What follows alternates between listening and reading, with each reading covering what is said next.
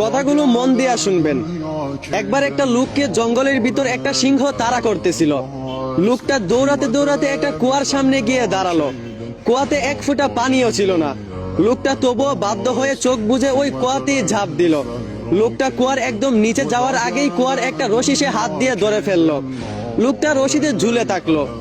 রশিদে ঝুলে থাকা অবস্থায় লোকটা যখন কুয়ার উপরে তাকালো, তখন দেখতে পেল কুয়ার উপরে সিংহ গর্জন করে তার অপেক্ষায় বসে আছে।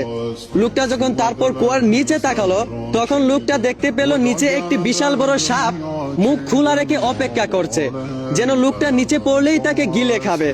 তারপর যখন লোকটা তার হাতের রশির দিকে খেয়াল করলো, তখন দেখতে পেল একটা সাদা ইঁদুর এবং একটা কালা ইঁদুর তার হাতের রশিটা প্রতিনিয়ত কামড়ে চিড়ে ফেলতেছে।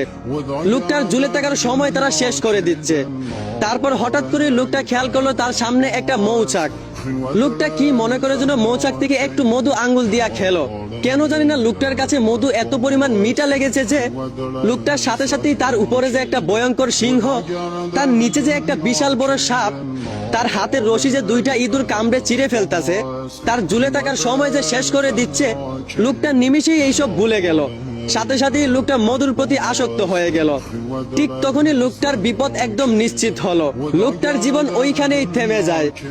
এই গল্পটাকে শুধু গল্প ভাবলে হবে না, বরং এইখান থেকে আপনাকে শিক্ষা পেতে হবে। এই গল্পের ব্যাখ্যা করতে গিয়ে একজন বলেছিলেন, কুয়ার উপরে থাকা সিংহ হচ্ছে মৃত্যু, যেইটা আমাদেরকে প্রতিনিয়ত তাড়া করে বেড়ায়। আর কুয়ার নিচে থাকা সাপ হচ্ছে কবর, যেইটা সবসময় আমাদের অপেক্ষায় থাকে। আর রশিতে থাকা সাদা ইঁদুর হচ্ছে দিন, আর কালো ইঁদুর হচ্ছে রাত, যেটা সবসময় আমাদের আয়ু কমিয়ে দেয়। আর কুয়ার ভিতরে থাকা মৌচাকের মধু হচ্ছে দুনিয়ার মিষ্টিতা, যা আমরা উপভোগ করতে গিয়ে চিরন্তন বাস্তবতা ভুলে যাই। লোকটা যেমন গুহার ভিতরে সামান্য মধুর মিষ্টি উপভোগ করতে গিয়ে তার উপরে থাকা সিংহ এবং তার নিচে থাকা সাপ এই বিপদগুলা ভুলে গিয়েছিল, ঠিক তেমনি আমরাও দুনিয়ার সামান্য রং তামাশা উপভোগ করতে গিয়ে আমরা আমাদের আখিরাত ভুলে যাই। একটা কথা মনে রাখেন ভাই, আপনিও যদি দুনিয়ার সামান্য রং তামাশা উপভোগ করতে গিয়ে আপনি আপনার আখিরাত ভুলে যান, তাহলে মনে রাখেন আপনার পরিণত কিন্তু ওই কুয়াতে থাকা লোকের মতো হবে। আশা করি আমার কথাগুলো বুঝতে পারছেন। ধন্যবাদ।